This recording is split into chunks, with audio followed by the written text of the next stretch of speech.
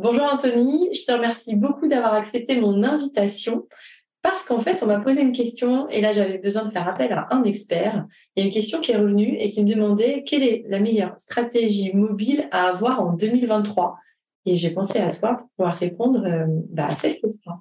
C'est gentil d'avoir pensé à moi, Elodie, et bonjour.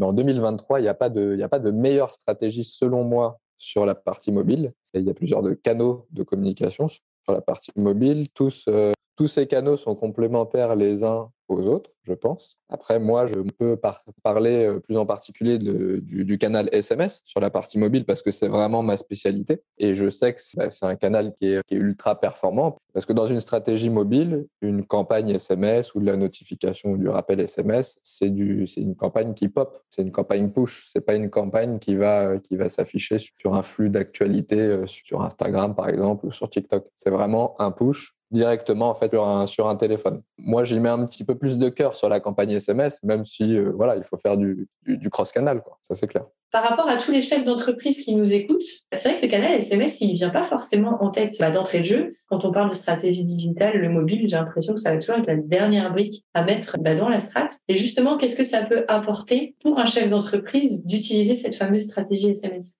Alors, ça peut apporter beaucoup de choses. Déjà, qui dit SMS dit forcément smartphone. Et dans une stratégie marketing digitale en globalité, on sait qu'il y a de plus en plus de personnes qui vont consulter le web depuis leur téléphone. Donc déjà, de base, se dire, dans ma stratégie de marketing digital, j'inclus pas le mobile, c'est une erreur. Après, le SMS, en particulier, ça va être un canal qui va permettre d'atteindre rapidement et directement une cible. Ça c'est hyper intéressant. Ça permet aussi de fidéliser des clients actuels en leur envoyant des offres ou des invitations exclusives, par exemple. Mais ça permet aussi d'aller toucher des nouveaux prospects. Et comment on fait? Tout simplement en passant par de l'allocation de bases de données. Si vous faites une campagne mobile sur Facebook ou sur Insta, vous allez aller cibler une audience avec des critères qui sont liés à la plateforme, qui sont sur la plateforme. Par contre, ce qui va être intéressant par SMS, c'est qu'on va pouvoir travailler avec des partenaires data, c'est ce qu'on fait chez Kibito, et on peut cibler une typologie spécifique de clients. Par exemple, un concessionnaire automobile qui va lancer son dernier modèle, il va vouloir aller cibler des possesseurs de véhicules de marques concurrentes. Ou un professionnel d'immobilier, il a besoin de rentrer des mandats sur sa zone de chalandise parce qu'il a plus de demandes que d'offres. On va pouvoir aller cibler des propriétaires de maisons ou d'appartements qui sont susceptibles d'être en phase de vente. Donc ça, c'est vraiment intéressant pour le coup. Après, je peux donner d'autres exemples. Le SMS, il va être intéressant pour envoyer des offres, donc toujours en push, forcément. Ça peut être du SMS marketing sur des offres, ça peut être des rappels, ça peut être des notifications aussi, des notifications de rendez-vous. Donc, ce n'est pas forcément que sur une partie marketing à proprement parler. Et puis, il y a aussi le SMS conversationnel qui arrive de plus en plus et qui monte en force. Et alors ça, c'est exceptionnel. Parce que c'est des échanges qui sont, pour le coup, contrairement au téléphone, asynchrones. Asynchrone, SMS conversationnel, concrètement, ça veut dire quoi? Alors concrètement, ça veut dire quoi? Ça veut dire que c'est plus forcément l'entreprise qui va envoyer un texto en fait à son client. Ça peut être l'inverse. Ça peut être un prospect ou un client qui va contacter par SMS l'entreprise. Et donc ça, c'est hyper intéressant parce que du coup, ça va créer une communauté de clients engagés et actifs. Et ça va vous permettre, en tant qu'entreprise, alors l'entreprise, tout type d'entreprise, ça peut être un point de vente, ça peut être une entreprise de service, tout type d'entreprise, ça permet de communiquer avec ses clients et ses prospects de manière personnelle. En 2023, vraiment, le conversationnel, ça a commencé avant 2022, mais 2022, ça a pris beaucoup plus d'essor. En 2023, on va être vraiment sur du conversationnel. Il faut y aller tout de suite là-dessus. Le SMS conversationnel, c'est vraiment ce qui va monter en puissance sur 2023. Donc, ce serait dommage en fait de laisser passer le train. Il faut vraiment sauter sur le conversationnel.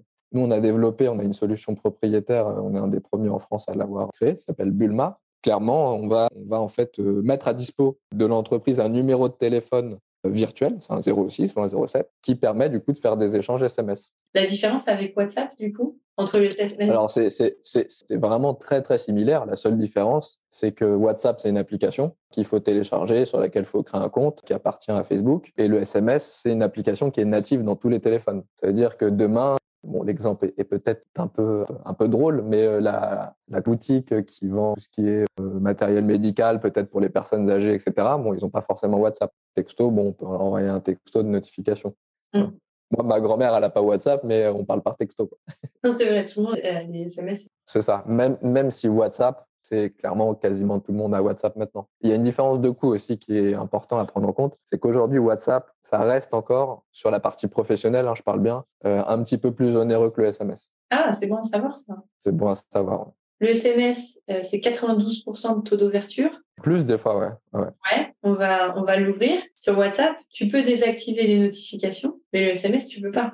Exactement, tu peux désactiver. Comme tu dis bien, 92, voire même 95%, nous on observe, de taux d'ouverture. Donc c'est très, très élevé pour le coup, en termes de canal d'acquisition, qui signifie en vérité que tu peux obtenir une réponse immédiate en fait de ton client. Donc ça, c'est super bien, c'est efficace et peu coûteux. Donc du coup, c'est rentable. Et moi, personnellement, bon, après, c'est mon métier, mais je considère que sur la partie mobile, le SMS, c'est vraiment le canal de communication en marketing mobile qui te permet de sécuriser et maîtriser tes campagnes. Ne serait-ce par le fait, en plus de son efficacité, c'est hyper facile de mesurer sa campagne grâce aux outils de suivi de performance. Truc tout bête, l'entreprise fait un SMS avec un lien sur une landing page pour une inscription, un événement. Ça va permettre à l'entreprise, par exemple, de mettre une action de rappel sur toutes les personnes qui ont cliqué sur la plateforme d'inscription, mais qui ne se sont pas forcément encore inscrits. Parce qu'on sait que beaucoup de personnes qui cliquent sur une page d'inscription, ils vont regarder ce qui se passe, mais ce n'est pas forcément le bon timing. Donc, ils se disent, on va voir ce soir avec monsieur ou madame, je vais voir si on est dispo ce week-end. Sauf que le soir, on a oublié, passe à autre chose. Et c'est vrai que le lendemain d'être appelé par l'entreprise pour dire bonjour, on a vu que vous avez cliqué sur notre inscription à notre soirée de lancement, mais vous n'êtes pas encore inscrit, est-ce qu'on peut prendre la réservation par téléphone? Ça augmente considérablement l'efficacité de la campagne.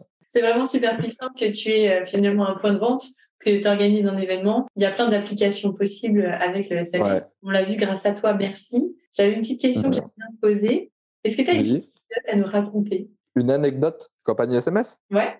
Ouais, j'en ai une qui me vient en tête là tout de suite. Un jour, on a fait une campagne SMS pour un concessionnaire automobile, une marque premium, avec une bonne quantité de concessions. C'était pour des ventes privées, je me souviens très bien. C'est une thématique qui marche très bien par SMS. Et en fait, le responsable marketing, qui est un très bon client à nous, il m'a appelé et il m'a dit « Anthony, s'il te plaît, arrête, coupe la campagne, on a trop de leads.